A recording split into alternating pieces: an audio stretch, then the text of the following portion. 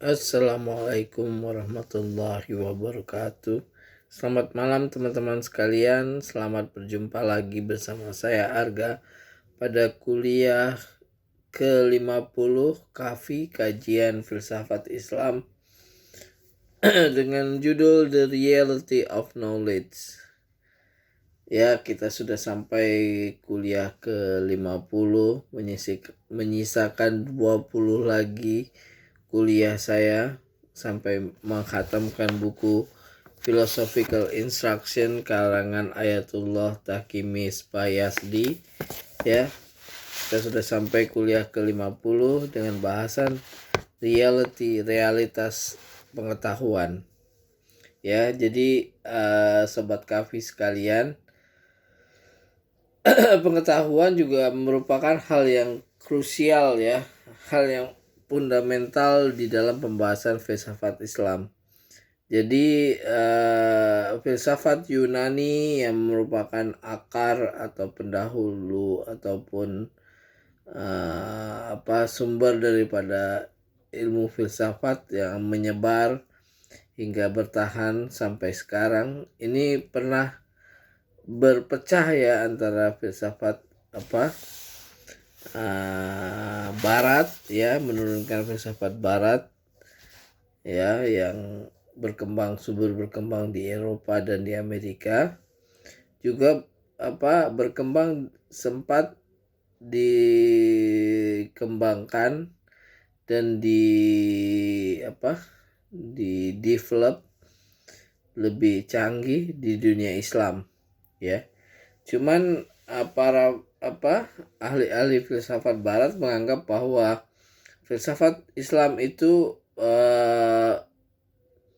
mati atau terhenti setelah zaman Ibnu Rus. Padahal filsafat itu tetap terus berkembang, ya, khususnya di tanah Persia, ya, di Iran, ya, sebagai suatu tradisi yang hidup, a living tradition, ya.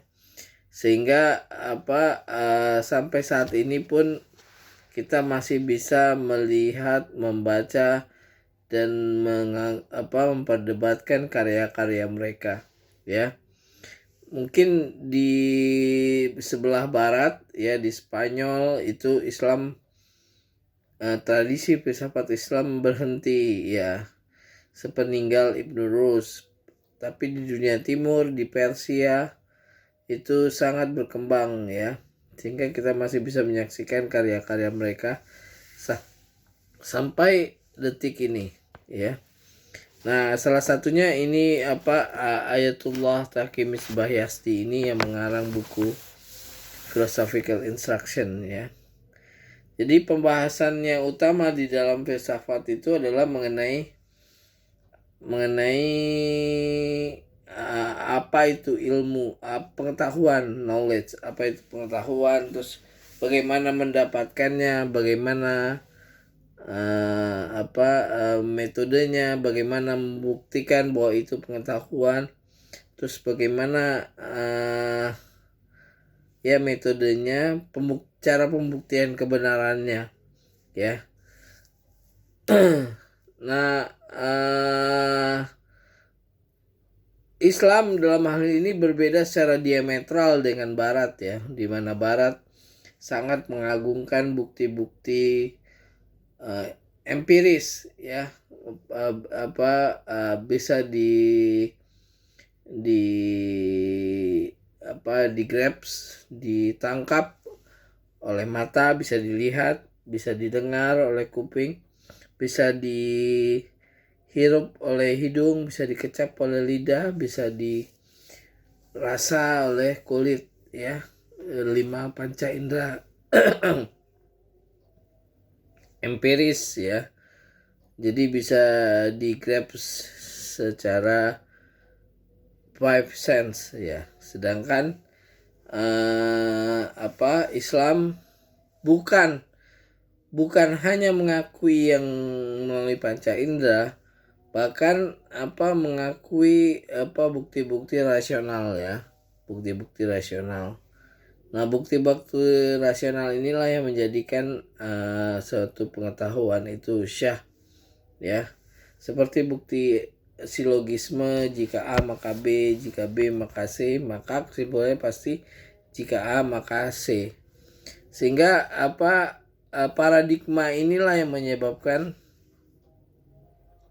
perpisahan antara filsafat Islam dengan filsafat Barat, ya. Many issues, most of which have to do with epistemology. Epistemologi itu ilmu yang membahas tentang sumber-sumber ilmu, cara-cara metode-metode ilmu, dan cara-cara pembuktian ilmu, ya. Can be raised regarding knowledge, and this book as well. The most important of them were mentioned in the part on epistemology. However, other discussion of knowledge are also possible from an ontological perspective, and philosophers have mentioned this in various places in their philosophical discussion. Ya, jadi di samping epistemologi ada juga ontologi. Ontologi itu ontis itu ada, ya. Jadi ontologi ilmu tentang sesuatu yang ada. Bagaimana sesuatu itu disebut ada, ya. Jadi kalau filsafat itu membahas sesuatu yang ada, ya, bukan. Nah, yang ada itu kalau bagi filsafat Barat tuh ya yang empiris, yang materi, ya. Sedangkan mereka menegasikan imateri, ya. Pokoknya yang terbukti itu kalau semua itu materi, ya. Jadi mereka menyamakan antara yang realitas dengan materi. Padahal realitas itu bukan hanya materi, tapi ada juga imateri, bahkan lebih besar daripada materi, ya. Sadruddin Al-Mutahalliin atau Mullah Sadra has said discussion about knowledge as an independent topic. Among this discussion is that the immateriality of knowledge and the knower, which is appropriate to the discussion of the immaterial and material. And for this reason, we mention it in the section following this. We take up the problem of the unity of the knower and the known. Nah, selama ini para filsuf Barat kan mempertanyakan filosofi yang materialis, ya. Mempertanyakan di mana pengetahuan itu disimpan di dalam fisik jasad manusia. Mereka mengatakan bahwa otak manusia itu menyimpan kalau ada perubahan pengetahuan, maka ada perubahan fisik pada otak manusia. Nah, tentu pada para filosof Muslim mentertawakan cara filosof Barat berargumentasi bahwa kalau ada sesuatu pengetahuan baru pada manusia, maka ada perubahan fisik otak pada manusia. Padahal filosof Muslim menganggap bahwa pengetahuan itu adalah imaterial, dia tidak materi. Jadi kalau ada pengetahuan baru yang masuk kepada manusia, itu bukan berarti terjadi perubahan materi otak di dalam manusia, tapi dia imateri, ya. Sesuatu yang imateri, pengetahuan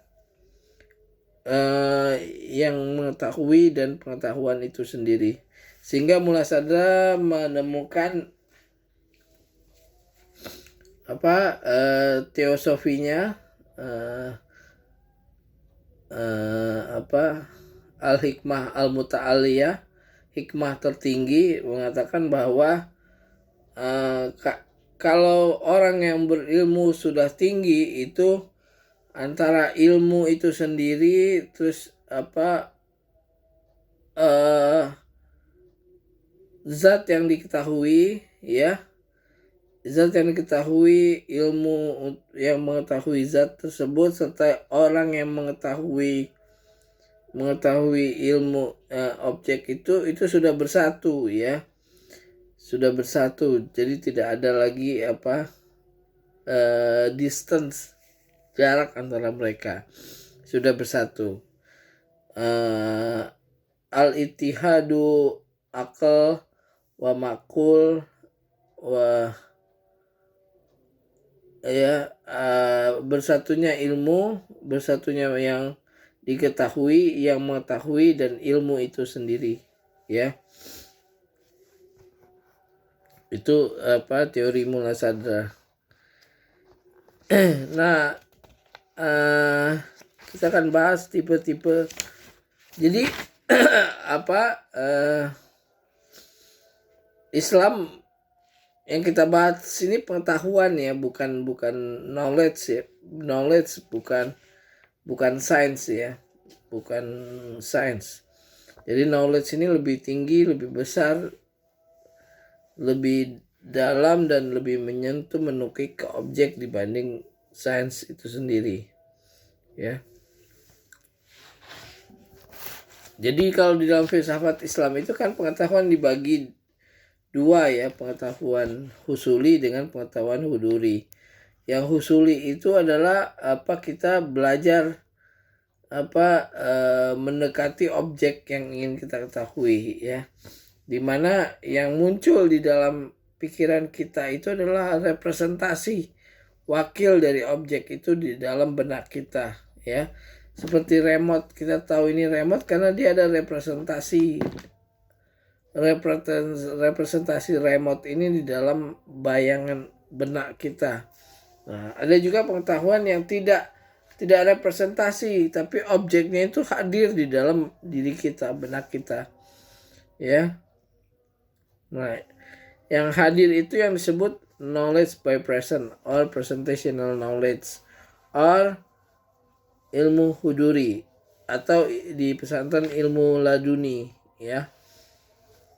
Nah, pembuktiannya itu adalah pembuktian rasional, bukan pembuktian material ya. Sebagaimana kaum empiris mengatakan bahwa sesuatu itu ada kalau dia bisa berwujud materi ya, artinya punya 3 dimensi,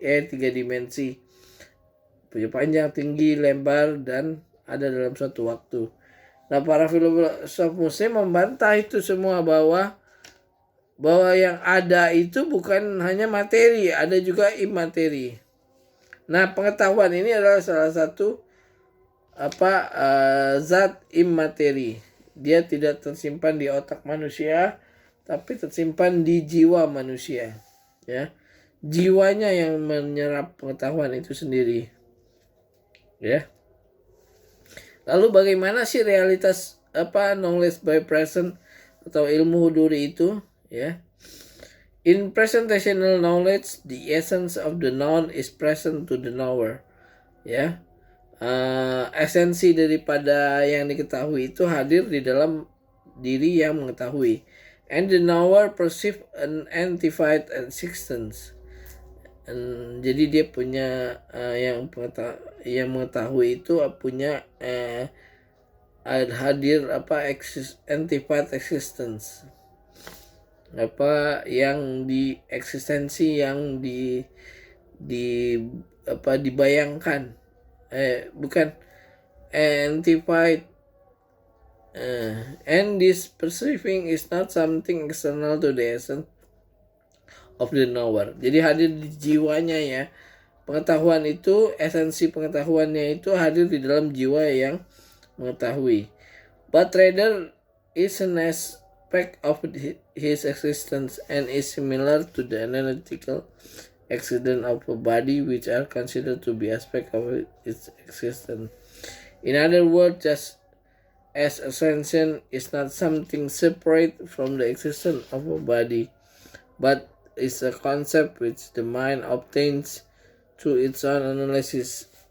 So too, knowledge by presence does not have an existence separate from the existence of the knower. Ya. Jadi pengetahuan huduri itu tidak ada perpisahan antara esensi pengetahuan itu dengan eksistensi daripada yang mengetahui.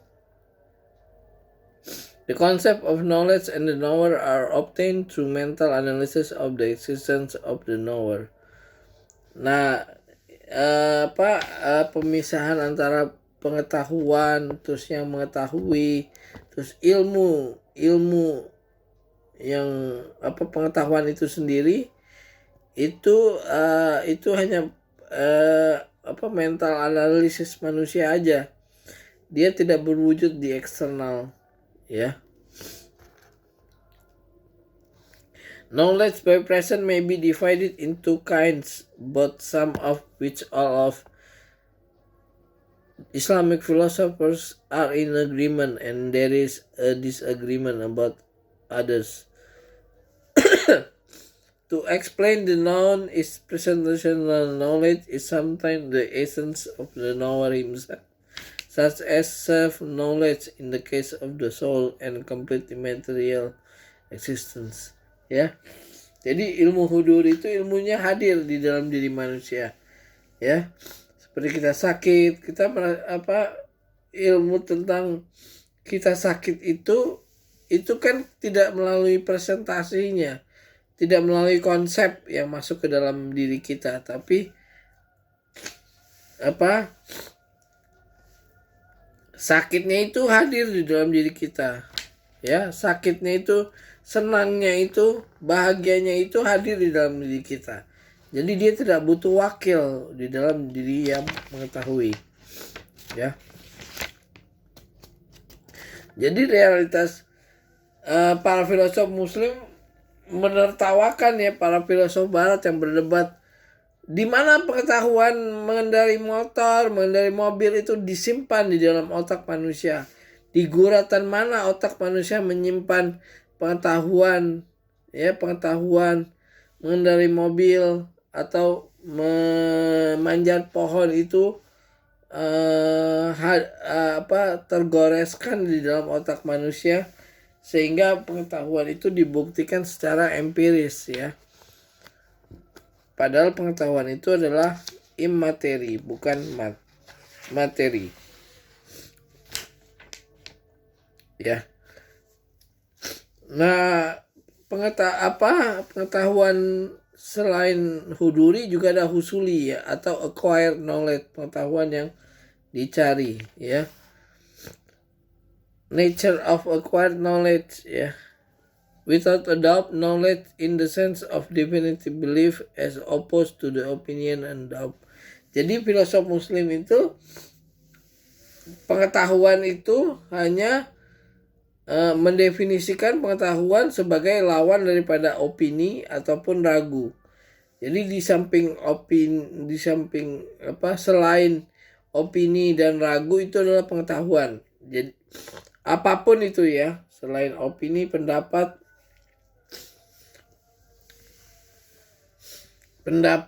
ataupun ragu, jadi dilawankan pengetahuan itu, knowledge itu dengan pendapat dan ragu. Jadi kalau sesuatu selain pendapat dan ragu itu, maka itulah pengetahuan. Is nevertheless similar to the opinion and doubt. Is that a mental state or quality? Jadi keadaan jiwa manusia, ya, keadaan mental manusia. For it does not make sense to suppose that a material accident occurs in immaterial subject. Ya, jadi tidak mungkin material accident terjadi di dalam subjek imateri, ya. Nah, begitu juga dengan perception. Perception, ada yang mengatakan bahwa persepsi itu adalah materi, padahal filosof muslim mengatakan bahwa persepsi manusia itu imateri, ya.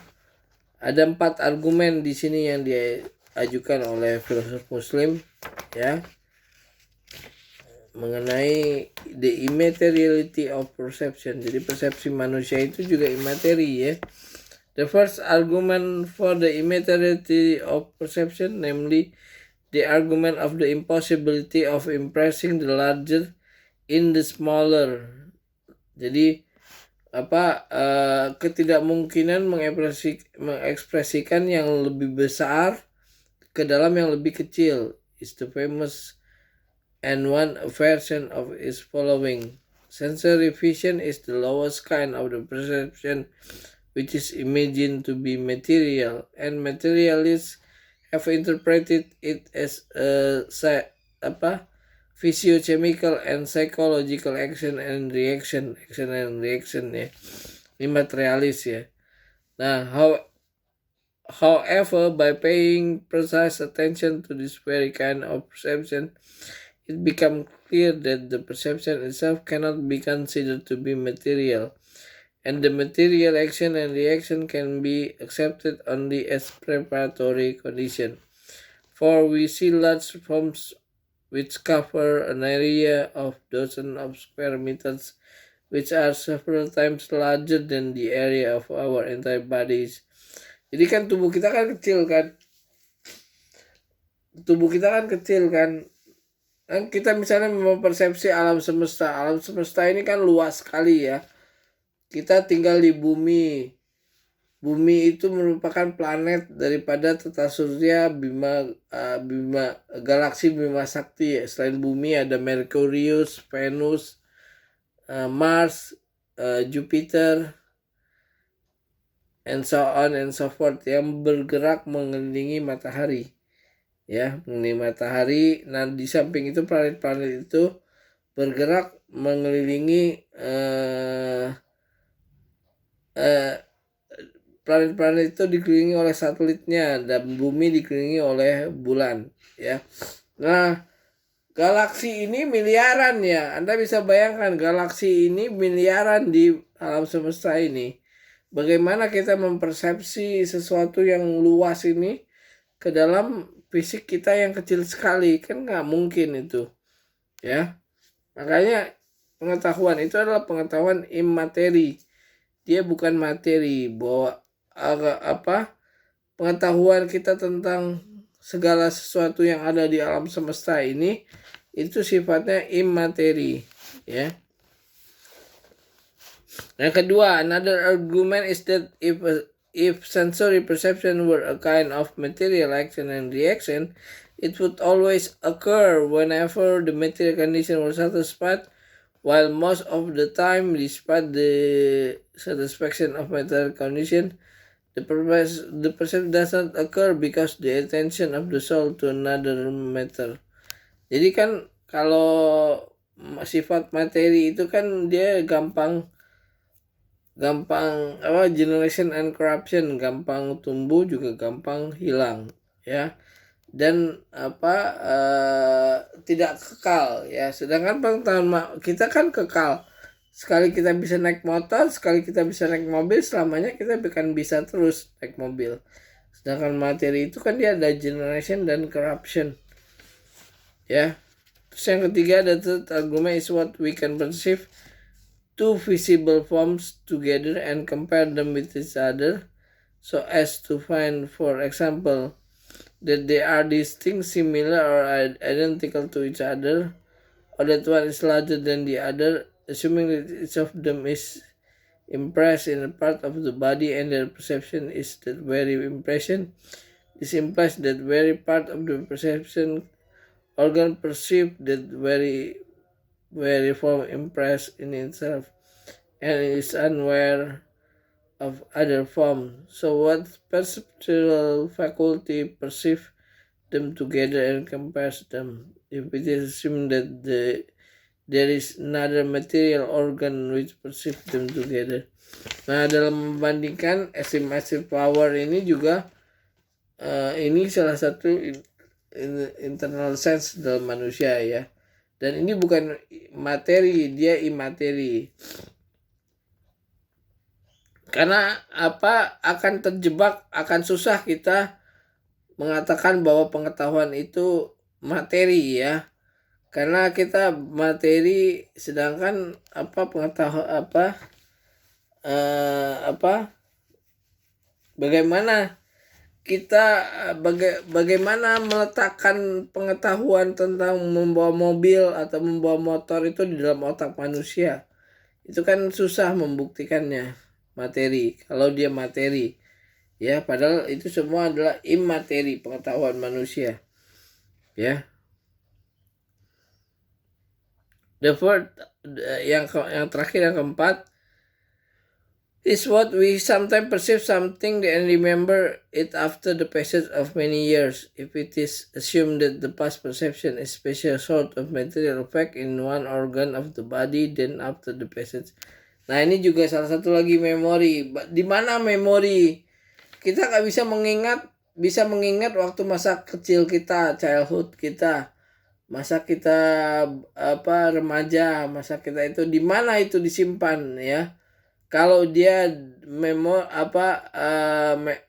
memori itu material, di mana materinya itu di otak manusia ya, disimpan ya,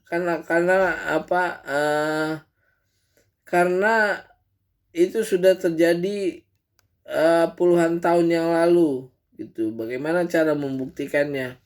Maka kalau kita mengatakan bahwa pengetahuan itu materi, kita akan sulit mendefinisikan dan mengargumentasikan masalah itu ya.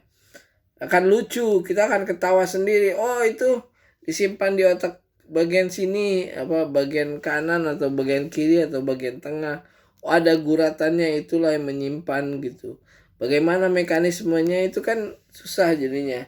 Karena kita menganggap bahwa itu pengetahuan itu adalah materi. Padahal sesungguhnya pengetahuan itu adalah imateri ya, yang bersatu dengan jiwa roh daripada manusia ya. Oke, saya rasa kuliah ke-50 ini saya cukupkan sampai di sini. Kita akan lanjut lagi minggu depan dan membahas the union of the knower and the known. Penyatuan antara yang diketahui dengan yang mengetahui ya. Saya cukupkan sampai di sini. Assalamualaikum warahmatullahi wabarakatuh. Kalau kuliah saya berguna bagi sahabat Kafi sekalian, silakan like, subscribe, dan komen pada kuliah saya. Assalamualaikum warahmatullahi wabarakatuh.